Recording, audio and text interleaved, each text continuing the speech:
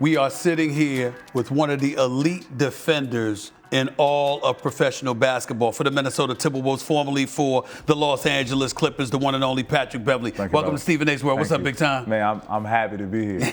Understatement. Same here, same here. Let's get right to it. When you saw what happened to Phoenix against the Dallas Mavericks in Game 7, Sunday night, what thoughts did you walk away with? Not surprised. Trouble in the future. Exposed. Those are the three things. Exposed. Trouble in the future, exposed. Mm-hmm. Explain that. Yeah, that needs elaboration. Exposed, who was exposed, and what troubles in the future? Troubles in the future, where do you go from here? As a team, as an organization, you put a lot of money behind, a lot of players you put a lot of money behind Chris Paul. He doesn't perform. Where do you go? Mm-hmm. Exposed. Everyone knows how to get into. If it was a master plan to rob the Phoenix Suns bank and their bank was a team, everyone knows how to get in, and that's through Chris Paul. Now, you have been unapologetically straightforward, raw, and some would say critical about Chris Paul. We don't have to get into all of y'all history with each other, but if you had to say, if somebody said to you, what is your history with Chris Paul? What would Patrick Beverley want everybody to know about what your history with Chris Paul is? Is it just you being raw, straightforward, and whatever? Or do you just not believe in the brother? No, I appreciate everything he's done for the game. Me and CP, this started when I was in high school, college. Okay. I went to LeBron James camp. And you know, Steph Curry's my roommate. You have this certain team that plays the LeBron James, the Chris Pauls, the OJ Mayo, whoever, Darnell Jackson, whoever it was at the time, in front of a bunch of scouts. And I got a taste of little CP there. Okay. And what was that taste? Destroyed him. You destroyed him? Ask LeBron. I don't have to lie. I'm not like, ask Chris. That's your good friend. You know? So it's always been something from there. I respect his game. I love CP's game, right? I love what he do. I love back in the day he destroyed Tony Parker and, you know, all that type of stuff in New Orleans. But the praise that he gets and the slander that he doesn't get when he doesn't perform, it's not the same as it is with every other superstar. And my question is, why not? And why do you think why not? For one, he's the president. Former president of the Players Association. Go ahead. It's kind of hard to kind of slander the president. The look, he doesn't have a type of look. So you can't really attack him in that way. You know, his look is a very calm demeanor.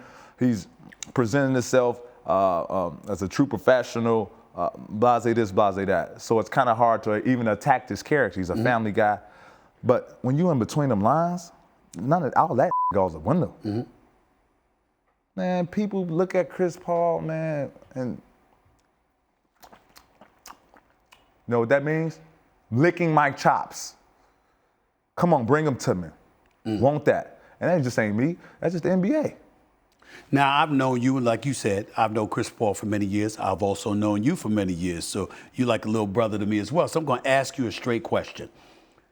When you got yourself in a little trouble because you shoved him in the back when you were a member of the Clippers and obviously he was walking towards a timeout huddle, and then you sit here and you listen to you now talk about him. When you given your analysis for basketball, and I have no question that you're giving it to him, are you happy that he lost or do you care at all? Don't care. You don't care? No, I don't care. But my question to you, when I pushed him, why didn't his teammates do anything? Shows toughness. Devin Booker was right there. Jay Crowder was right there.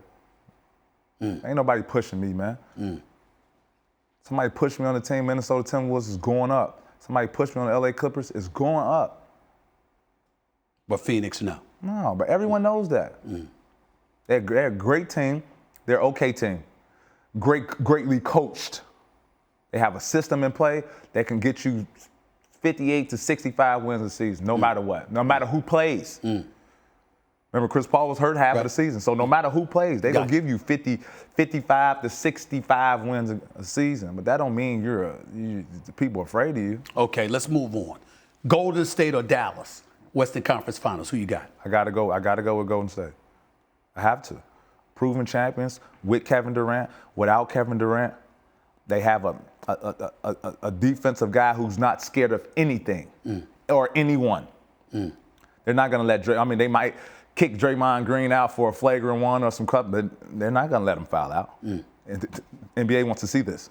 Boston, Miami, Eastern Conference Finals. Who you got? Toss it up. You got to pick one. Miami Heat. It's tough for me because I'm a Western Conference baby. I've been in the Western Conference since I've been in the NBA, so it's kind of hard for me to kind of judge Eastern Conference basketball because you'll say one thing and you look at the game and it's a whole nother thing, So it's hard to judge Eastern Conference basketball. Let me get to you and your team for a second since I got you sitting here. Minnesota did get to the postseason this year. This brother Anthony Edwards is coming. I've been saying that he's coming. Karl Anthony Towns is no scrub. We know he can ball too. How are you feeling now that you've been a member for the Minnesota Timberwolves? What's our expectation? What's your expectation for the Minnesota Timberwolves moving forward based on what you experienced this past season? Well, initially I wanted to go to the playoffs, and we tasted that. And lack of late game execution, experiences, we failed at the end. It's okay to fail sometimes. It helps for the bigger picture.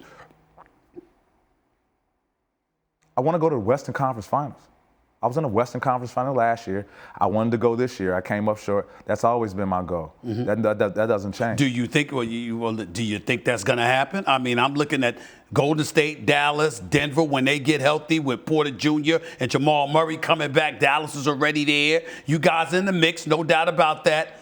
I got the Lakers and the Clippers, two teams to be considered. Kawhi Leonard will be back healthy next year with your boy Paul George as well. Your thoughts about the LA teams? I like the Clippers. I like the Clippers a lot. I don't know about the Lakers. Like you said, when you made a great point today, coaching. We don't know who their coach is, so I can't really, the dynamic of them, I don't know yet. I like the Clippers. I like what they did with Norman Powell. I like what they did with Rob Covington, able to keep Reggie Jackson, able to keep Luke Kennard, Marcus Morris. Health is important. Is it just about coaching with the Lakers in your estimation, or is it something more? If I was a free agent, and I played for the Lakers, I'm going to the playoffs. I'm going to the West Conference Finals. So you believe if you were a member of the Lakers, they'd go to the Western Conference Finals. As presently constructed, or with the team as presently constructed, or would somebody have to go? No, nobody goes. Exact same team. Western Conference Finals. Because they have no one who's, and no discredit to LeBron James, but he's doing so much. Who's the leader? They had success because there was a leader there. Rondo was there. At the time, he was the leader. Who's the leader? Who's telling LeBron, hey, LeBron, you got to be low man, bro. That ain't your help out. You got to X out. No one's telling them that. Not on a consistent basis. Right. And Patrick Beverley's going to tell them that? I'm going to tell everyone that. Okay. Because I want to win. Because it's not about me scoring 20. It's not about me having 15 dimes. I want to win. I want to beat everyone I play. If I play and you playing cards right now, I want to win. That's it. Last question. Who's winning it all? Golden State. Because they have the it factor. They've been tested. They've been tested without Kevin Durant. And they have Draymond Green. And he's just getting started. He came back from injury, middle of the season. Like, he's just getting his legs up under him. It's perfect timing from him. Perfect time. Proud of you, boy. Now, thank you. No Thank doubt. you, brother. One and only Patrick Beverley. Stephen A's World in the house.